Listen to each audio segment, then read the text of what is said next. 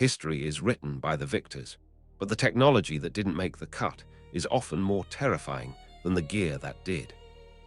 We're going beyond the famous tanks and planes to look at the experimental, the nuclear, and the outright bizarre.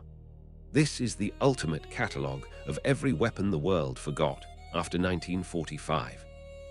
The German catalogue, Panzerfaust 150, the final, most refined evolution of Germany's disposable tank killers.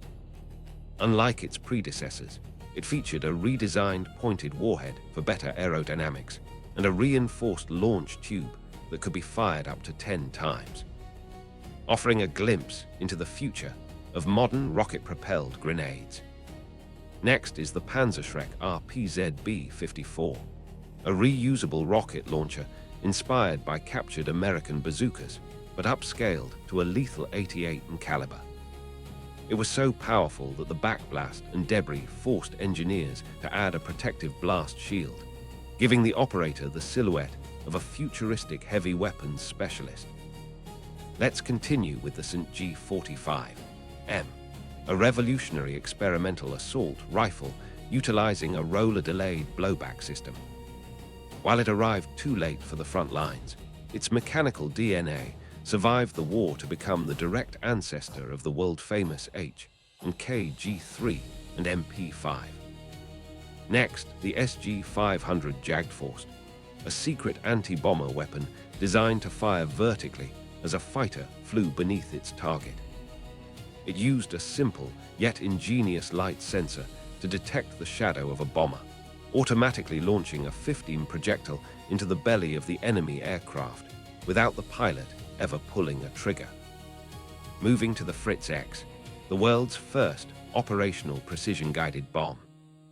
Controlled via a radio link and a joystick by a bombardier, this 3,000-pound armor-piercing monster could be steered mid-flight, famously sinking the Italian battleship Roma with a single surgical strike. Finally, for Germany, the V3 London gun, a 430-foot super-artillery cannon built directly into the limestone hills of France. It used a series of multiple powder chambers along the barrel to progressively accelerate a shell to supersonic speeds, intended to rain 300 projectiles every hour onto the heart of London. The United SDATES catalog M18 recoilless rifle, a 57 portable cannon that allowed a single soldier to carry the firepower of a light tank on their shoulder. By venting propellant gases out the back to eliminate recoil, it turned infantrymen into mobile anti-tank units during the closing months of the war in the Pacific. Next is the M29 Davy Crockett, one of the most absurd weapons of the Cold War, a man-portable smoothbore gun designed to fire a tactical nuclear warhead. It was intended for frontline squads to stop Soviet tank columns, though the blast radius was often uncomfortably close to the launch crew themselves. Let's continue with the Gyrojet Mark I, an experimental pistol that fired miniature, solid-fuel rockets instead of traditional lead bullets. While it was nearly silent and had no recoil, the bullets actually gained speed as they traveled, making the weapon famously useless at point-blank range but lethal at a distance.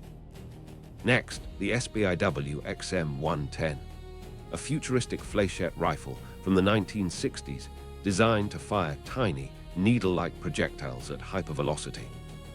The goal was to create a shotgun effect with high-speed darts that could pierce body armor and tumble upon impact, though the mechanical complexity proved too much for the era. Moving to the MBT-70 Shillelagh, a high-tech gun system designed for a joint US-German super tank that fired 152 guided missiles directly through the main cannon. It promised long-range kills against Soviet armor, but the electronics were so fragile that the project was eventually scrapped in favor of the M1 Abrams. Next is the M202 Flash, a quad-barrel incendiary launcher designed to replace the traditional flamethrower. It fired rockets filled with a thickened pyrophoric agent that ignited instantly upon contact with air, providing a terrifying wall of fire from a safe distance.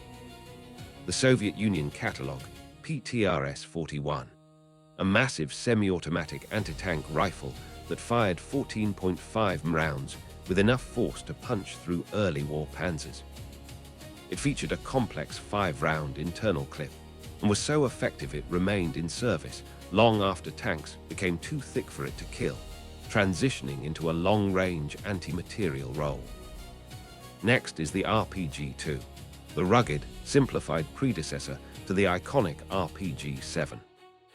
Drawing inspiration from the German Panzerfaust, it introduced a reusable launcher and a stabilized grenade design that would define Soviet, cheap and lethal infantry tactics for decades. Let's continue with the KS-23, a monstrous 23 shotgun board from rejected anti-aircraft barrels.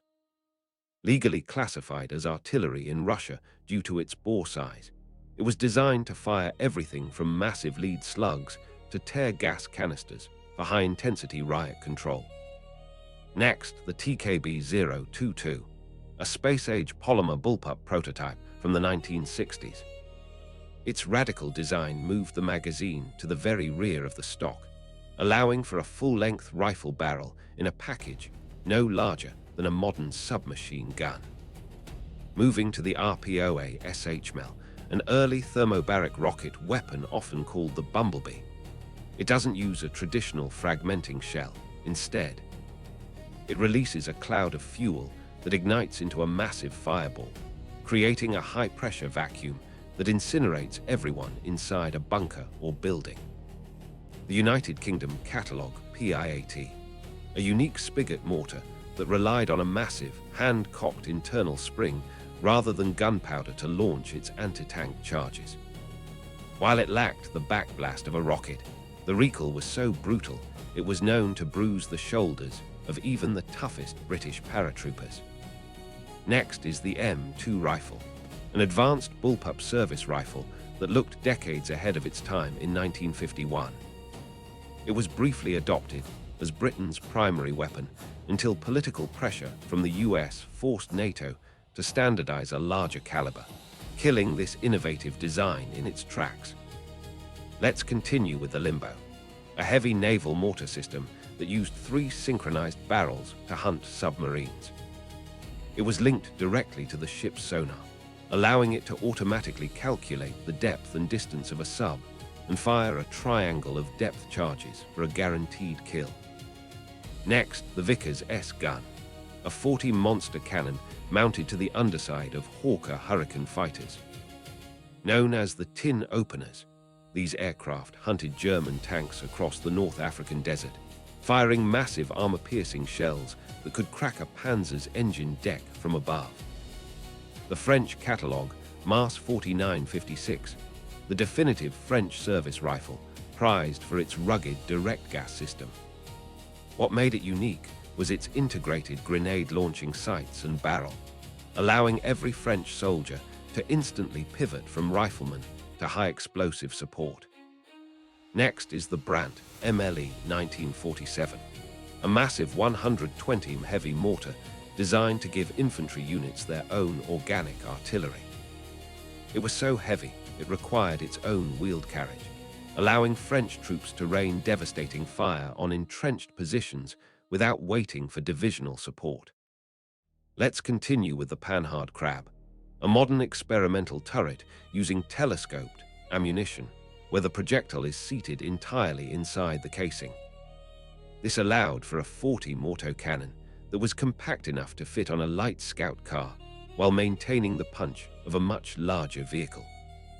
Next, the RR-52, known as the 52, this general-purpose machine gun used a unique lever-delayed blowback system. It was the backbone of French firepower from the jungles of Indochina to the deserts of Africa, serving for over 50 years. International Type 470, Japan's desperate late-war response to the American bazooka. It was a crude, 2-piece rocket launcher designed for easy transport through the Pacific jungles, intended to stop an Allied invasion that never came. Next is the Carl Gustaf M1, the very first iteration of the world's most successful recoilless rifle system. Born in Sweden in 1948, its rifled barrel and wide array of ammunition types have made it a legend that is still used by special forces today. Finally, the boy's anti-tank rifle, a bolt-action dinosaur from the early war years. It fired a .55 caliber round that could stop light armored cars, but the weight of the rifle and the punishing recoil made it a hated, yet necessary, burden for British and Commonwealth troops. From the hills of France to the labs of the United States, these weapons were the experiments that shaped the world we live in today, even if most people have forgotten they ever existed. Which of these machines do you think would be the most terrifying to face on the battlefield? Let me know in the comments. If you want more technical deep dives into military history, hit that subscribe button. We have a lot more secrets to uncover. Thanks for watching.